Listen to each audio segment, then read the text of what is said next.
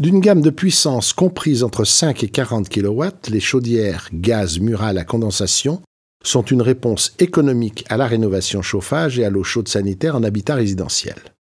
Leur petite dimension facilite leur transport et leur installation. En revanche, elles demeurent assujetties aux aléas des importations et des évolutions tarifaires du gaz naturel et du propane. Ces chaudières peuvent aussi être choisies comme générateurs dans une construction soumise à l'ART 2012. Dans ce cas, l'obligation d'un minimum d'énergie renouvelable devra être remplie.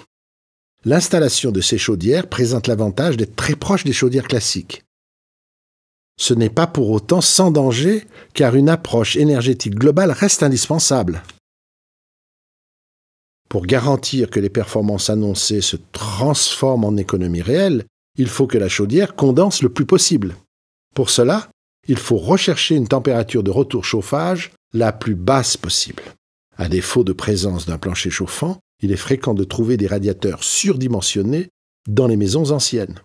Surdimensionnement qui permet un abaissement sensible de la température de départ. Si ce n'est le cas, pour abaisser la température de départ de la chaudière, le remplacement même partiel des radiateurs existants par des radiateurs panneaux ou basse température est la bonne réponse. La diminution de la température de départ de la chaudière permet d'obtenir des retours moins chauds, donc de permettre de meilleures performances en améliorant la condensation. Notons aussi que pour assurer ces meilleures performances, la distribution hydraulique doit être calorifugée. La vidange et le nettoyage du réseau permettent un remplissage avec l'additif recommandé par le fabricant de la chaudière qui en fait le plus souvent une condition de la garantie du corps de chauffe. Enfin, la pose ou la reprise en sous-œuvre de la fumisterie doit être réalisée en respectant les normes propres aux chaudières à condensation, à l'évacuation et à la neutralisation des condensats.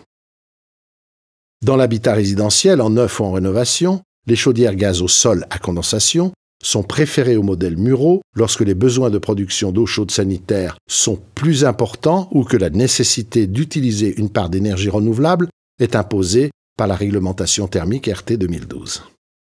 D'une gamme de puissance de 3 à 40 kW, les chaudières gaz au sol sont particulièrement bien adaptées aux diverses configurations multi-énergie.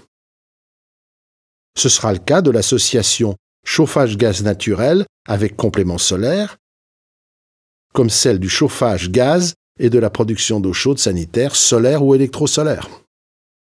Avec un stockage de 500, 750 à 1000 litres à triple échangeur, les associations gaz, biomasse, solaire, électrosolaire sont une réponse adaptée à la réglementation thermique en construction neuve et souvent une solution d'amélioration sensible des performances énergétiques en rénovation lorsque l'on est limité en possibilité d'intervention sur le bâti. On se tiendra rigoureusement à la réglementation pour les conduits de fumée que les chaudières au sol soient de type étanche ou non.